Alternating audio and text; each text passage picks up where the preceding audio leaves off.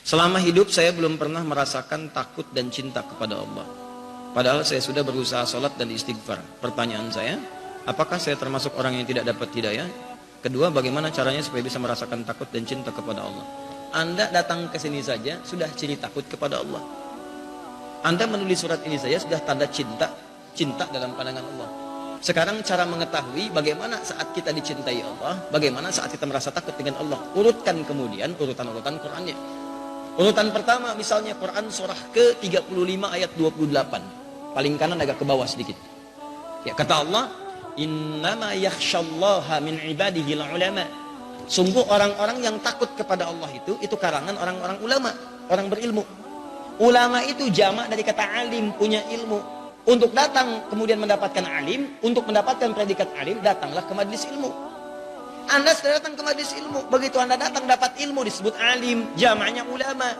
Nah, orang yang punya ilmu itu cirinya mulai takut dengan Allah Subhanahu wa taala. Jadi kalau Anda menemukan orang gelarnya ulama, kiai fulan, ustadz fulan, syekh fulan, atau punya ilmu, belajar dari majlis ilmu, pulang dari majlis ilmu, cirinya apa? Cirinya punya sifat khasyah. Khasyah itu rasa takut kepada Allah. Apa di antara ciri takutnya? Takut kalau bermaksiat Allah kemudian tidak menyukainya. Takut kalau berbuat Allah tidak ridha. Makanya kalau sudah ada ciri ini, misalnya takut berbuat maksiat, maka ini pertanda Anda sedang dekat dengan Allah Subhanahu wa taala.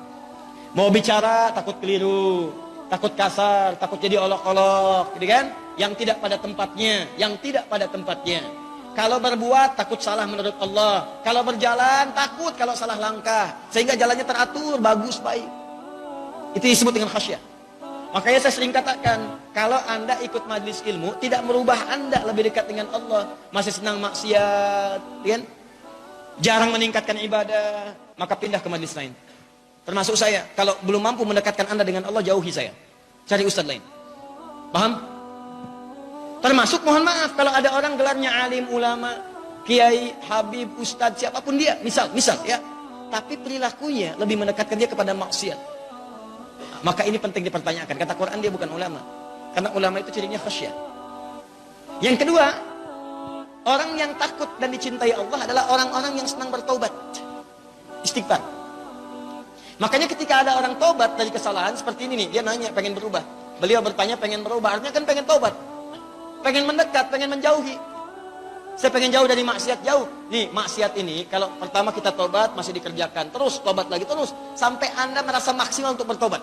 Terus berjuang. Datang lagi, perangi lagi. Datang lagi, perangi. Jangan putus asa dalam taubat. Jangan putus asa dalam taubat. Nih, Anda pengen taubat malam ini, tangisi. Belum bisa menangis, besok menangis. Belum bisa menangis, lusa menangis. Belum bisa menangis, tangisi diri Anda yang belum mampu menangis. Sampai Anda bisa nangis, maksimalkan. Sampai Anda wafat di hadapan Allah dalam keadaan sedang bertobat. Sampai wafat, berjuang.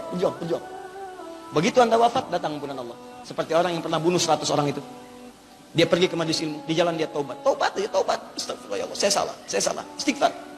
Salah, sampai wafat. Belum nyampe ke majlis ilmu, cuman dia taubat. Wafat dalam keadaan bertaubat.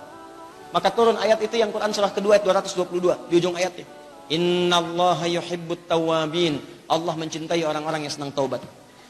Begitu Allah cinta pada seseorang, turun Quran surah ketiga ayat 31. Yuhibbukumullah wa yaghfir lakum dzunubakum. Ketika Allah mencintai kalian, yang pertama dilakukan mengampuni semua dosa kalian.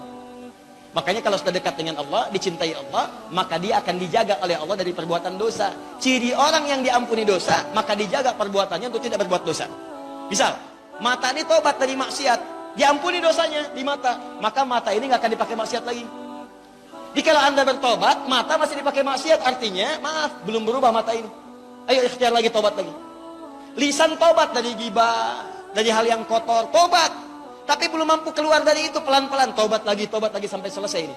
Nanti kalau tobatnya sudah sempurna, maka dari ujung kepala sampai ujung kaki akan dijaga oleh Allah dari perbuatan maksiat. Enak hidupnya itu. Ya, jadi yang dipikiran tuh enak aja, enak. Ini nggak mudah. Jangan dikira seorang ustaz termasuk Adi Hidayat, apakah bisa begitu? Belum tentu. Saya juga berjuang. Berjuang di lisan, berjuang di mata, berjuang sampai ke ujung kaki. Ketika ada yang mencela, berjuang untuk memaafkan. Ya, ketika ada yang menghina, berjuang untuk memaafkan. Ketika ada yang ini, berjuang pelan-pelan. Ya, jangan dikira seorang ustaz itu nggak punya ujian. Coba lihat betapa banyak ustaz dengan ustaz saling berselisih. Ustaz saling mentahdir, ustaz saling mencela, ustaz saling menjelekkan, ustaz saling membid'ahkan. Padahal tahu dalil, tahu bacaan, tahu macam-macam. Kenapa? Apa yang mau dicari? Mau cari dunia. Ngapain jadi ustaz? Mau popularitas, kenapa nggak jadi artis?